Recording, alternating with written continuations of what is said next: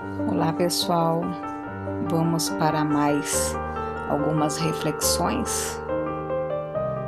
Antes de diagnosticar a si mesmo com depressão ou baixa autoestima, primeiro tenha certeza de que você não está de fato cercado por idiotas. Sigmund Freud. O inconsciente nunca estará errado. Os erros de que a observação superficial acusa o inconsciente não podem ser imputados a ele, depois de um exame um tanto atento. É a consciência que, iludida por uma percepção incompleta, toma o pedaço de giz por ovo, a bola de algodão por casulo. Eduardo von Hartmann. Filosofia do Inconsciente, um excelente livro. O inconsciente não hesita e nunca duvida. Ele não precisa de tempo para pensar. Ele capta instantaneamente a consequência junto com o processo lógico do qual ela deriva. Ele não sabe por uma operação discursiva, mas a intuição intelectual, com força de sua lógica infinita, faz que se perceba ao mesmo tempo as premissas e a consciência. O inconsciente aprende no instante indivisível, isto é, fora da duração. É estranho ao tempo, mas ocupa um lugar no tempo. O reino inconsciente é, portanto, como o mundo inteligível de Kant, no que ele contém na verdade metafísica. A consciência deve todo o seu valor à memória, isto é, a propriedade que as vibrações cerebrais têm de deixar impressões duradouras após elas, ou realizar modificações persistentes de posição entre as moléculas que a fazem.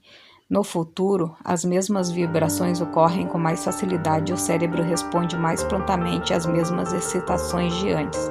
Esse arranjo facilita a comparação das percepções presentes com as antigas, sem as quais seria impossível formar qualquer noção geral. Em suma, só ele torna possível coletar dados da experiência. Ao contrário, o inconsciente abrange com um único olhar, num instante, todos os elementos de um caso particular. Ele não precisa fazer comparação. A experiência também não é necessária para ele. O inconsciente possui toda a perfeição que sua natureza acarreta, e não podemos imaginar como algo poderia ser adicionado a ele. O inconsciente não conhece a doença. A atividade da mente consciente pode ser perturbada pela doença, em decorrência de distúrbios causados nos órgãos materiais do pensamento, seja pela ação de corpos estranhos, falam dos choques violentos, que as vivas emoções da sensibilidade impressionam o cérebro. Nossos sonhos apresentam sentimentos vívidos, que os pensamentos claros, a maioria dos sonhos, obviamente, deve sua origem a sentimentos que possuem alma ao mesmo tempo. Mostra que os sentimentos, os interesses e os desejos da vontade mantêm no inconsciente sua infatigável energia, ou pelo menos atuam muito debilmente sobre a consciência. A fadiga é naturalmente reduzida ao mínimo. 1000 anos passam como uma hora. A própria fadiga física parece ser suprimida pela incrível desaceleração de todas as funções orgânicas, como no sono de inverno de certos animais. Não podemos olhar para os sonhos como profecias inspiradas pelo inconsciente. Estamos convencidos que todos os excessos doentios e perniciosos de pensamento místico ou de imaginação artística têm sua origem na consciência, isto é, perturbações doentias da imaginação, nos vícios de uma educação e uma cultura, que distorceram o princípio de julgamento e gosto. É preciso saber discernir em determinado caso em que a medida da inspiração do inconsciente se manifestou. O interesse da mente e a necessidade do coração, quando são profundos, devem ser considerados como uma expressão de uma vontade essencial, inconsciente ou pelo menos em grande parte retirada da consciência. As plantas têm alma? A questão já é muito antiga. Quase em toda parte, fora do judaísmo e cristianismo, foi resolvido a afirmativa.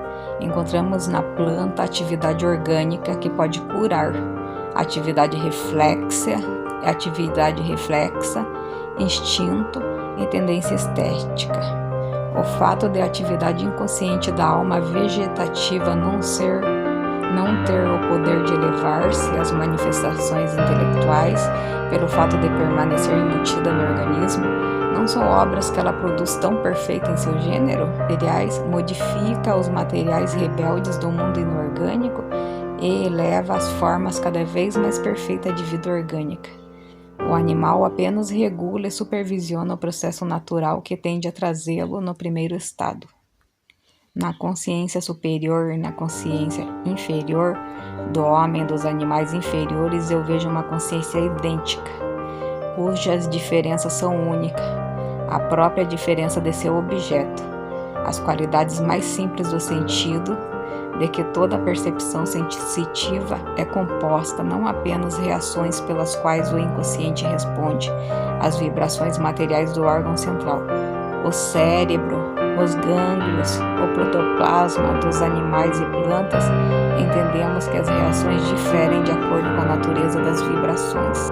A reprodução ocorre no reino animal e no reino vegetal de acordo com as leis idênticas, por segmentação celular, por formação de esporos ou botões, por geração sexual.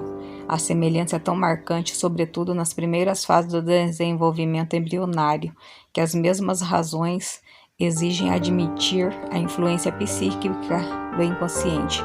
Ambos os reinos, o processo orgânico é uma luta contínua de energia plástica das almas, com tendência dos compostos materiais se deteriorar, se dissociar e se destruir. Indivíduos são fenômenos cuja objetividade foi desejada, isto é, são ideias voluntárias do inconsciente ou atos determinados da sua vontade. Devemos perdoar o gênio que traz novas visões por enxergar na sua aplicação e por acreditar plenamente no informado por ele. Quando verdades explicam apenas alguns, ou admitimos mesmo o maior número de fatos. A noção é produto do pensamento discursivo, miserável auxiliar de nossa fraqueza. O pensamento inconsciente não é discursivo, mas é intuitivo. A filosofia do inconsciente dá ao indivíduo as visões do pluralismo sobre o mundo real e acrescenta uma metafísica monística. É, portanto, a verdadeira reconciliação do monismo e do individualismo pluralista. Considera cada uma das doutrinas como verdadeira em seu próprio terreno. Ali o da metafísica, aqui o da física, desenvolve uma síntese mais elevada como elementos integrantes de toda a verdade. Diz Schiller, com razão, enquanto a filosofia não dominar a máquina do mundo, a fome e o amor serão as duas principais fontes que garantem o movimento. Não há contradição no caráter de ter seu princípio inconsciente e sua condição na constituição do cérebro, como órgão próprio da consciência. Cada homem traz ao mundo um caráter já formado, a maior parte. Pode enriquecer esse fundo primitivo. Depende da novidade, da natureza extraordinária, das condições em que sua atividade se desenvolverá. As mudanças no caráter inato são geralmente reduzidas a muito pouco. Algumas faculdades novas, mas insignificantes, são desenvolvidas. Fortalecemos as que já temos ou deixamos morrer a inatividade. Normalmente um dos amantes apaixonados ama mais ardentemente do que o outro. Aquele que menos ama geralmente vai embora primeiro, e o outro se sente abandonado e indignamente traído. Qualquer um que pudesse ver, contemplar todos os sofrimentos do amor enganado, de juramentos quebrados, certamente descobriria que só excedem a bem-aventurança, o amor que nasce ao mesmo tempo. O gosto pela novidade, pelo feio e pelo horrível aumenta o prazer que ela encontra nas canções ou nos contos populares. Seu gosto pela dança se confunde com seu gosto pela música. A consideração de aplicação prática a torna vinculada às comunicações científicas. E entre as pessoas cultas, muitos fingem se interessar e se deliciar com obras de arte e ciência, quando nada experimentam desse tipo. que contemos todos aqueles que têm perspectiva de uma carreira onde esperam encontrar mais liberdade do que qualquer outro lugar, empurrados para se tornarem cientistas ou artistas sem vocação real.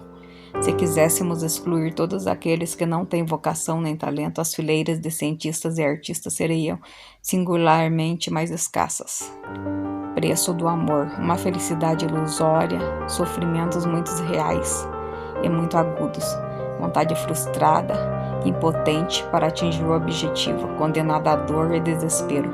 Mulheres sacrificam sua honra, sua posição social ao amor. Depois disso, como alguém pode duvidar que a razão aconselhe o desapego total do amor? Amor, o sofrimento da mulher acima de tudo, além de qualquer medida.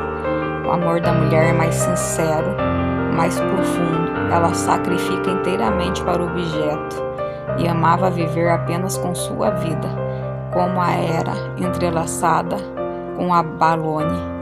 Quando esses laços são rompidos e desprezados, ela não sabe mais onde se prender por causa da queda. Ela vagueia sem forças, quebrada, privada do amor em que se apoiava. Como a flor que se desprende de seu caule, ela murcha e morre, a menos que mergulhe no vício para esquecer. Assim disse La Bruyère, todos os nossos problemas vêm de não poder ficar sozinho. Como animais que vivem em rebanhos, o homem é um animal feito para a sociedade. Sem força, sem defesa, ele seria vítima das forças naturais e seus vários inimigos. Se o instinto não o levasse a se unir a seus companheiros, a convivência não protege apenas o indivíduo das necessidades de agressões dos inimigos. É mais eficaz do que o isolamento para garantir-lhe bens reais, como o trabalho agrícola, a produção industrial ou artística, as relações de gênero, o progresso da cultura ou do conhecimento por meio da troca de ideias, a popularização de novidades interessantes. A inveja não poupa nem mesmo as amizades mais sinceras. Teoria oposta sobre o caráter. Para Rousseau, todos os homens são iguais desde o nascimento. O indivíduo não possui caráter distinto. A alma em relação ao caráter é uma lousa em branco, como em relação às ideias que adquire o primeiro como segundos, sob a ação de impressão externa. Esse caráter se deve acima de tudo à educação e ao acaso das circunstâncias. Para Schopenhauer, o personagem é invariável, que por efeito da diversidade das condições externas, das idades, da vida, por exemplo, se manifesta de maneira diferente, mas sem deixar de ser basicamente o mesmo, desde o nascimento até a morte, que representa a natureza, a base eterna e oculta e imutável do homem. Qualquer que seja o progresso que a humanidade tenha feito, nunca vai descartar nem mesmo conseguir reduzir os males mais dolorosos de todos: doença, dependência em que o indivíduo se encontra em relação ao poder e à vontade dos outros, pobreza e descontentamento. Edward von Hartmann, em 1869, escrevia isso, um fato tão real, tão atual. Quantas vezes o amor furtivo, que é rápido, perturbou a paz de lares e famílias, que ele destrói famílias, esses flertes. Que os sacrifícios imensos o amor fatal não impõe ao indivíduo. A pobre moça costureira ou criada que ganha com suor do rosto os meios para sustentar a existência triste, sucumbe uma noite ao poder irresistível do amor. Por alguns prazeres raros e curtos, ela se torna mãe e tem apenas uma escolha: ou matar seu filho ou gastar em criá-lo. Quase todo o produto de um trabalho que já mal dá para viver. E tudo isso por um pobre pedaço de amor. Ó tola ignorância, O inconsciente, em sua infalibilidade, não poderia, ao criar o mundo, se enganar sobre sua perfeição.